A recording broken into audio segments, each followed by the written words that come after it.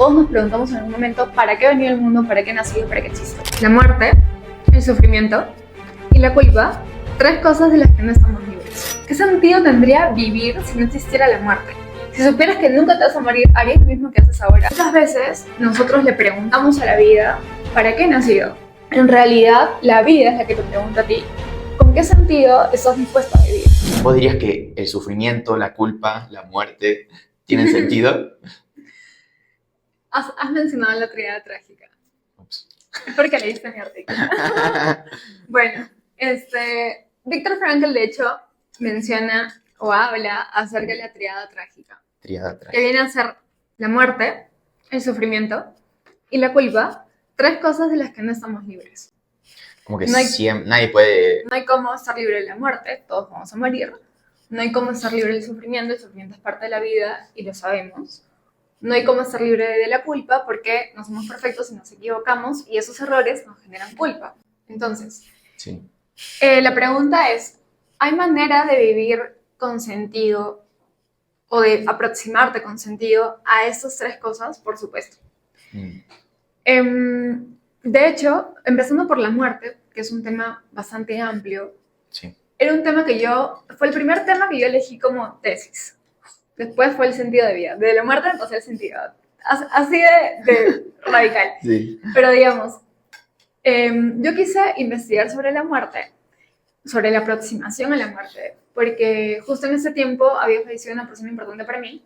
Uh-huh. Y yo estaba justamente en ese proceso de sufrimiento por la muerte de esa persona. Y yo me di cuenta que la muerte de esta persona me hizo pensar en mi muerte. Y que pensar en mi muerte me hizo pensar en lo más importante de mi vida. ¿Sí? Entonces, claro, al yo pensar que me puedo morir en cualquier momento, porque no necesariamente va a ser cuando yo sea anciana, sino que puedo morirme mañana, eso me hizo cuestionar sobre, oye, ¿qué estoy haciendo con mi vida hoy? Sí. ¿Qué de importante hay en mi vida? Si me dicen que es mi último día, ¿qué haría? Sí. ¿Con quiénes estaría? No estaría acá. Ok, vamos a cortar. Sí. Y no porque no sea importante para mí estar acá, sino porque la muerte te ubica en lo más importante, que para mí son las personas que amo, ¿no? Mi familia, mi esposo, estaría con ellos. ¿Sí? Okay. Entonces, me di cuenta de lo importante que es cuestionarnos sobre la muerte. Sí, muy importante. Cómo aproximarnos a ella, cómo aprender a hacerlo, es fundamental.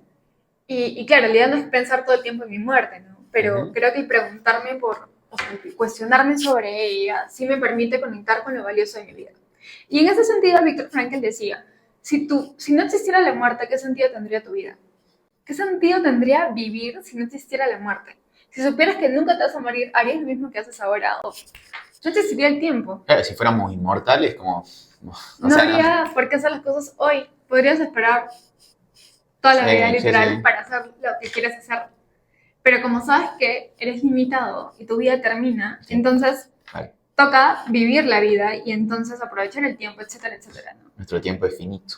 Exacto. Tiene fin. Entonces, por eso, digamos, hay maneras de vivir con propósito en esa aproximación a la muerte. ¿Sí? Eso es lo primero, ¿no? Respecto al sufrimiento, a ver, eso es lo que no elegimos.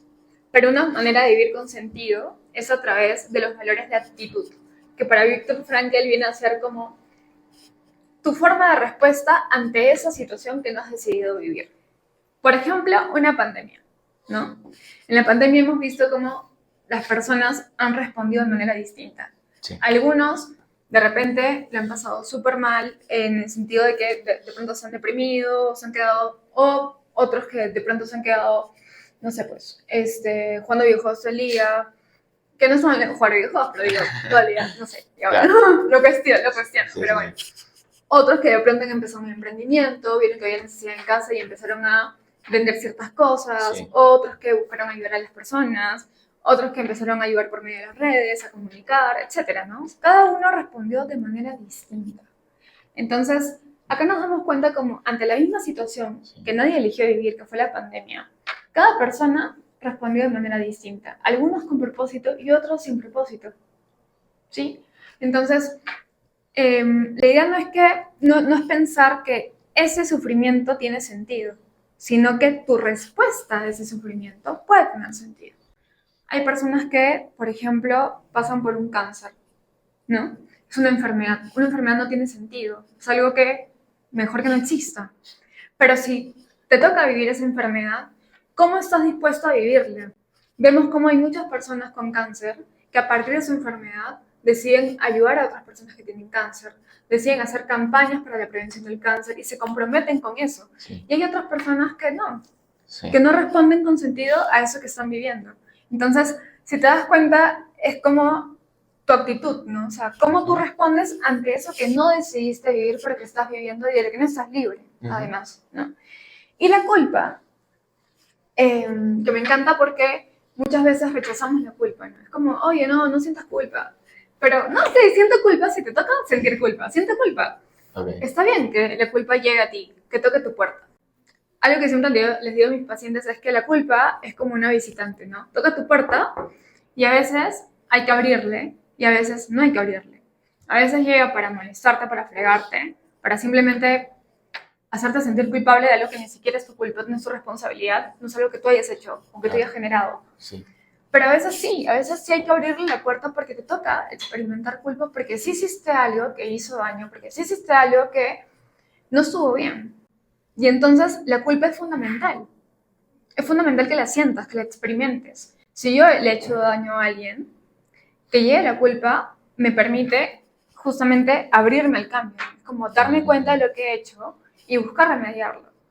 Y si es posible hacerlo con la misma persona, lo hago. Y si es que no, entonces me tocará otras maneras de hacerlo, ¿no? Pero la culpa es algo que de pronto nos va a acompañar siempre, o sea, no permanentemente, pero por momentos en nuestra vida es lo que llega, ¿no? Darle un giro a la culpa para usarla o para responder con sentido es fundamental, porque si no nos ahoga, nos chanca, nos golpea. Y creo que lo mejor es, a ver, ok, me equivoqué, ¿qué hago con esta culpa? ¿No? ¿Cómo busco, digamos, de pronto, no sé, si es que yo un día he tomado demasiado y manejo y atropello a alguien y muere esa persona? Ok, la culpa que siento frente a eso no va a hacer que reviva, ¿no? Pero de pronto esa culpa me puede movilizar a que yo me comprometa con campañas de prevención de si tomas entonces no manejes, ¿no? Claro. De que seas responsable con lo que estás haciendo, ¿no? De que de verdad, si vas a una fiesta mejor no lleves carro, etc. Entonces me comprometo con esas campañas y busco responder con sentido a esa situación que en donde me equivoqué y, digamos, en vez de chancarme con la culpa, hago algo con ella, ¿sí? Entonces, tiene que ver un poquito con eso.